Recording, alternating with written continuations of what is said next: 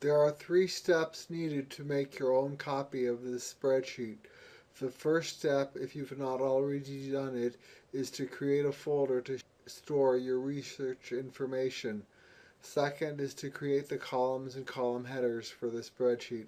And finally, I will show you how to adjust the spreadsheet to make it easy to use even when the spreadsheet contains a large amount of data.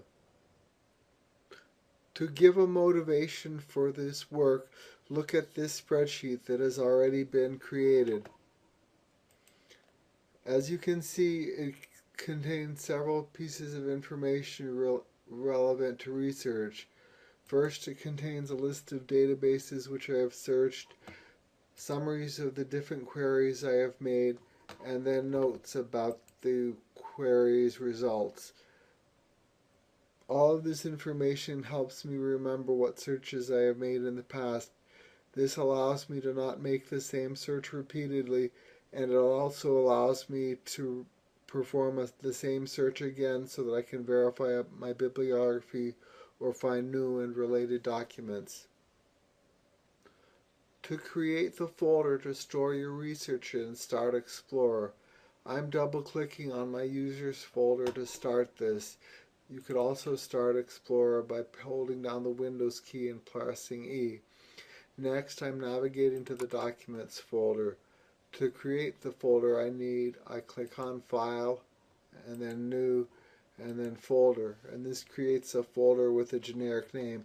I renamed the folder Assistive Technology to store my specific research project files.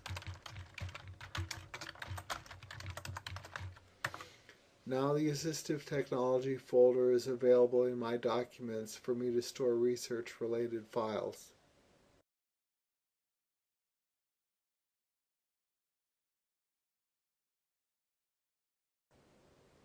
My next step is to create the searches spreadsheet, store it in my research folder, and fill in the column headers.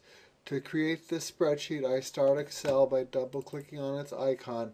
Next, I click on File, and then Save As. I double-click on the Assistive Technology folder to open it, and then I type in the file name Searches and press Save. Now the spreadsheet is ready for me to customize it.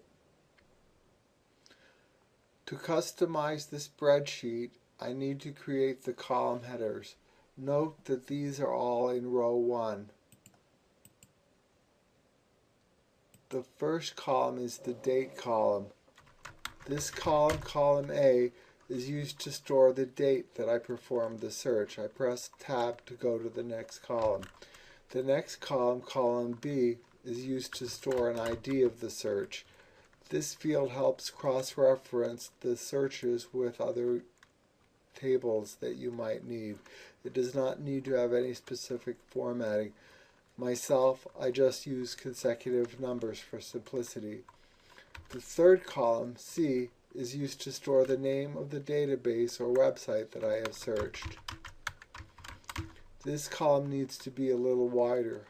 First, I press Tab to go to the next column. Then I put the mouse over the boundary between column C and D so that it's a vertical line with arrows pointing out. Then I click the mouse and drag the border to the left.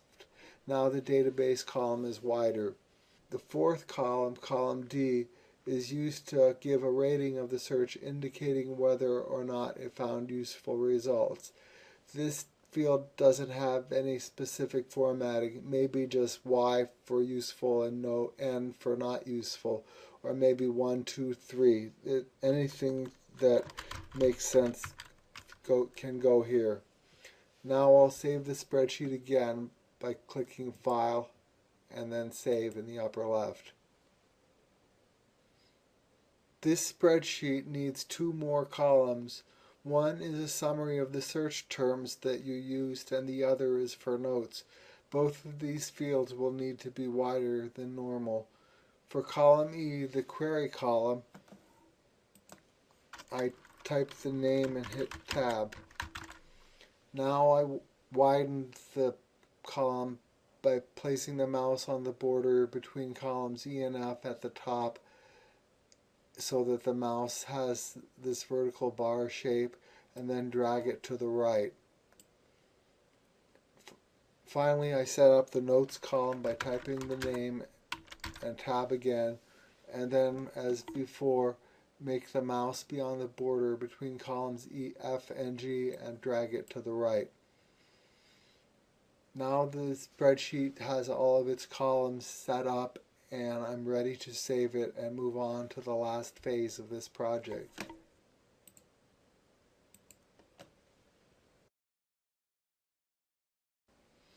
There are 3 things I need to do to finalize this spreadsheet.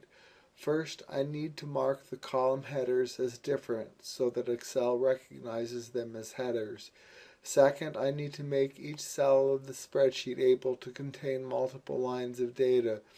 If this was not done when a cell content was too long, it would disappear behind the next column to the right. Finally, I need to freeze the column headers so that if you scroll far down on the screen, you can still see the column headers. Since I am on the Home tab right now, as you can see, I can easily make each of the column headers bold to mark them as headers. First, I select cell A1 with the date in it and then click on B for bold. Next, I click on ID or B1 and click bold. Similarly, I do that for the database cell, the rating cell, the query cell, and the notes cell. Now Excel will recognize that these are headers and that the rest of the data is not.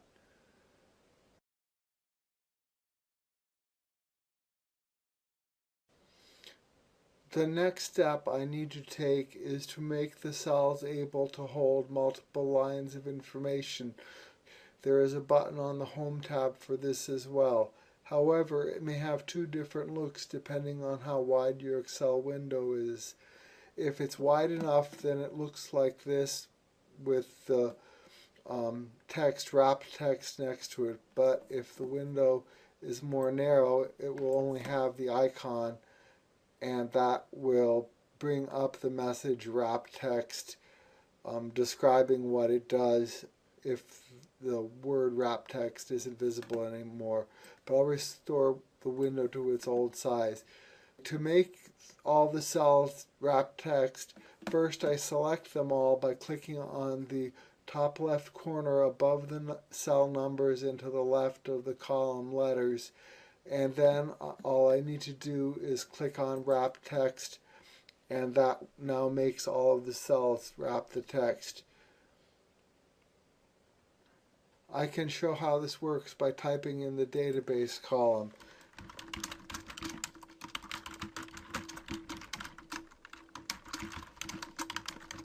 So you can see that first, when the text got too long, it went on to the next line in the same column, and also the column got taller to make room for the extra text.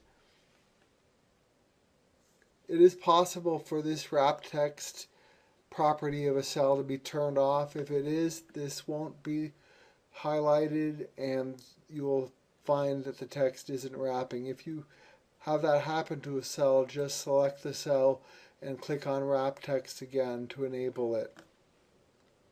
The last step is easy to do, however, it is not obvious where to find it in the Excel user interface. What I want to do is mark the top row as a frozen row that won't go off the screen when the rest of the spreadsheet scrolls. So, for example, right now if I down arrow far enough, you'll see that the column headers go off the screen. I want to avoid that. And to change that behavior, you click on the View tab, and then there's Freeze Panes option, and you click where the word is so that it brings down a small menu, and you click Freeze Top Row. Now the top row is frozen, so that if you scroll down you can see that this is good, because if the spreadsheet gets very large you will still be able to see the column headers and identify what the information means. The last thing I wish to do with this video is to give an example of using this process in a simple way. I'm logged into EBSCOhost and also have Google Scholar open in my browser. My first search will be an advanced search in Google Scholar. I select advanced, and then I'm going to query all the world's blind mobility training and disallow the word deaf and anywhere in the article. I'm not going to change any of the other parameters, and I will do the search. At this point I will enter a description of the query into the spreadsheet so that I can find the results again in the future if I wish to.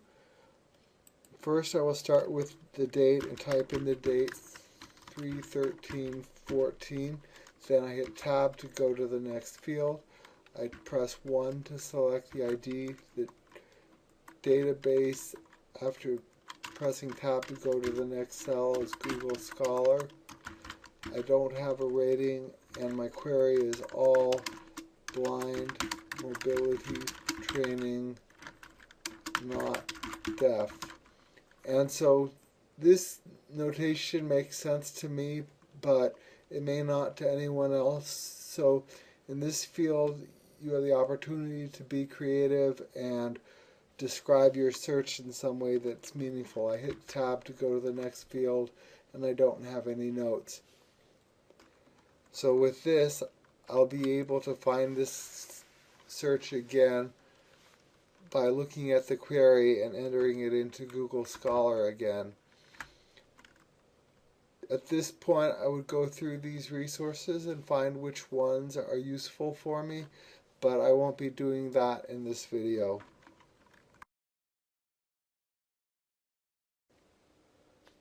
Now I will search for Talking Book in EBSCOhost between the years 2000 and 2009. So first I will go to EBSCOhost in the browser, select Advanced Search, and in the subject fields select Talking Book, and then in the publishing date January 2000 to December 2009. So now the query is to search the subject terms for Talking Book and published between January 2000 and December 2009. And then I perform the search and get 51 results. I'll record this now in the spreadsheet. At the date, it's again 3/13/14. This search's ID is 2. The database is EBSCOhost. And the query is subject Talking Book date.